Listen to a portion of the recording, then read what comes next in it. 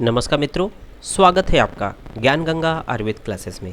आज हम लोग मल्टीपल चॉइस क्वेश्चन के इस सीरीज में अस्थि शारीर और संधि शारीर के अंतर्गत जो भी प्रश्न बन सकते हैं उसको बनाने का प्रयास किया है। आइए शुरू करते हैं। यहाँ पर कुछ प्रश्नों का चयन हम लोगों ने किया है अस्थि शारीर और संधि शारीर से। तो यहाँ पर देखेंगे जो पहला प्रश्न बनता है कि वेद व्याधि आचार्यों के अनुसार अस्थियों की संख्या होती है। तो सबसे पहले हम लोग को समझना है कि वेद व्याधि एक्चुअली होते कौन है। हम लोग जानते हैं कि चरक ने अस्थियों की संख्या 360 बताई है, सुश्रुत ने अस्थियों संख्या 300 बताई है, लेकिन वेद व्याधि आचार्य कौन है तो हम लोग को जानना है। तो यहाँ ऑप्शन होगा 300, 360, 200, 320। तो यहाँ पर वेद व्याधि आचार्य में आचार्य चरक, अष्टांग हृदय, अष्टांग संग्रह और काश्यप आते हैं। तो इस चाहे वेद व्याधि पूछे, चाहे चरक पूछे, चाहे अष्टांग पूछे, अष्टांग हृदय पूछे, संग्रह पूछे या काश्यप पूछे, इनके हिसाब से अस्थियों संख्या आपकी 360 होगी। ठीक है, आइए दूसरे प्रश्न पे हम लोग बात करते हैं। दूसरा प्रश्न है आचार्य चरक ने अस्थियों की संख्या मानी है। आचार्य चरक के अनुसार अस्थियों की संख्या होती है। तो इससे पहले हम लोगों ने वेद व्याधि देखा तो 360 आचार्य चरक के हिसाब से होते, 300 आचार्य सुश्रुत के हिसाब से है और 320 कोई संख्या नहीं है। 200 हम लोग यहाँ पर ये आचार्य अस्थियों की संख्या से कोई मतलब नहीं है, तो ऑप्शन होगा 360। तीसरा प्रश्न देखते हैं हम लोग कि आचार्य सुश्रुत ने अस्थि का प्रकार माना है।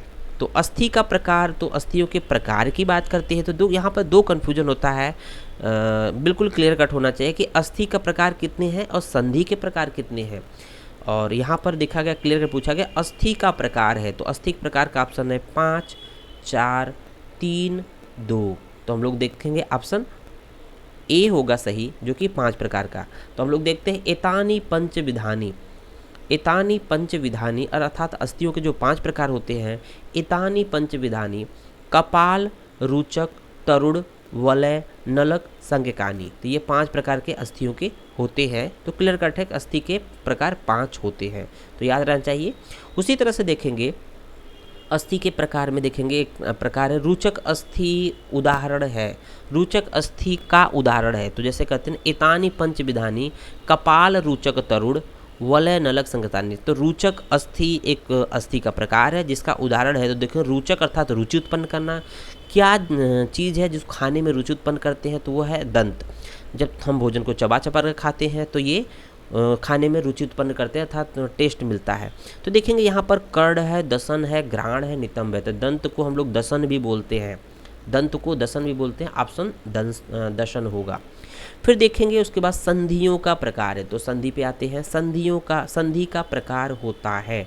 तो यहाँ पर बहुत ही कंफ्यूजिंग होता है और हम आप में बहुत कंफ्यूजन होता है कि सीधे हम लोग डायरेक्ट ऑप्शन 8 ढूंढते हैं कि संधियों के 8 भेद होते हैं। हम जबकि ध्यान रखना है कि जब संधि के प्रकार पूछे तो संधि के प्रकार चेष्टावान और स्थिर, शुरू में जो है चेष्टावान और स्थिर ऐसा दिया हुआ है, इसका मतलब कि दोनों भेद हैं संधि के। इसके ऑप्शन 3 हो जाएगा, चेष्टावान या स्थिर अर्थात दोनों होंगे, ऑप्शन सी सही होगा। अब फिर देखेंगे अस्थि का प्रकार है। अस्थि का प्रकार है तो देखेंगे यहाँ पर कपाल, हम लोगों ने देखा कपाल अस्थि का प्रकार है। रुचक, रुचक भी है। तरुण, तरुण अस्थि भी है। उलूखल, उलूखल अस्थि का प्रकार नहीं है, उलूखल आपके संधि का प्रकार है।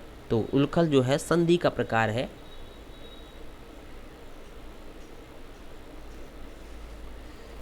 तो यहाँ देख रहे होंगे अस्थि के प्रकार में हम लोगों ने कपाल, रुचक, तरुण और उलूखल। तो कौन सा नहीं है अस्थि का प्रकार है एक्सेप्ट उलूखल।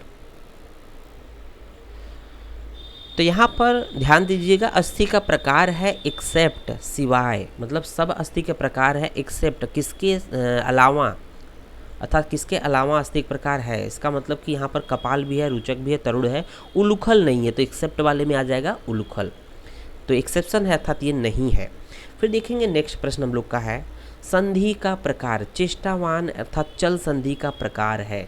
तो बहुत ज़्यादा इंपॉर्टेंट है कि चेष्टावान या चल संधियों के जो प्रकार होते हैं, ऑप्शन आपके होंगे 5, 6, 7, 8।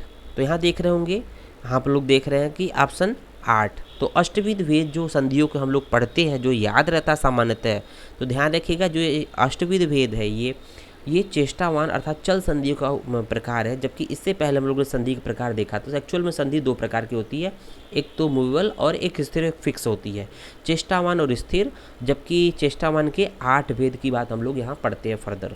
नेक्स्ट देखेंगे हम लोग हनुसंधि प्रकार है। हनुसंधि किस तरह के संधि का प्रकार है, तो देखेंगे कोर संधि।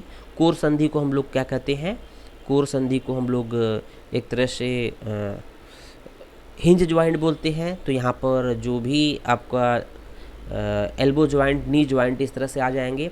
उलूखल संधि, उलूखल संधि को हम लोग बॉल एंड सॉकेट संधि बोलते हैं। तो इसमें आपका जो आपका शोल्डर ज्वाइंट्स आ जाएगा, हिप ज्वाइंट आ जाएगा, ये उसमें आ जाएगा।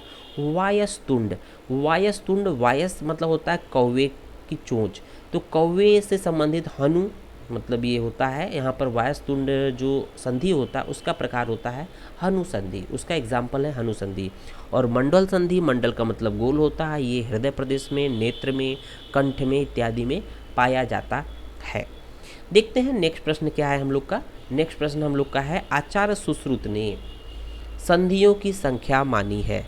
तो आचार्य सुश्रुत ने संधियों की संख्या मानी है। वेरी इंपॉर्टेंट क्वेश्चन है, जहाँ पर अस्थियों की संख्या, संधियों की संख्या बहुत ही कॉमन क्वेश्चन है और बहुत ही कन्फ्यूजन होता है कि अस्थियों की संख्या क्या है, संधियों की संख्या क्या है।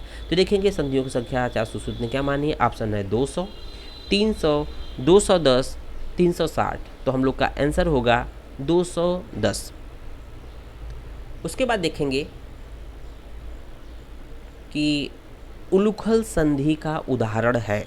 उलूखल संधि का उदाहरण क्या है, तो हम लोग जानते हैं उलूखल संधि किस तरह की संधि है, बाल एंड सॉकेट ज्वाइंट है। तो कहाँ कहाँ एग्जाम्पल है इसका, कच्छा, वंछड़, दंत, सभी। तो आपके आंसर होने चाहिए कि सभी, कच्छा, वंछड़, दंत, सभी। तो कच्छा का मतलब है शोल्डर ज्वाइंट वाले रीजन को बता रहा है, एक्जिला रीजन में। वंछड़ का मतलब हिप रीजन की बात कर रहा है। दंत अर्थात दांत में भी उलूखल संधि, बाल एंड सॉकेट ज्वाइंट होते हैं, और ये ऑप्शन सभी हो जाते हैं। इस तरह से ये सीरीज कंप्लीट होती है संधि और अस्थि शारीर की। धन्यवाद।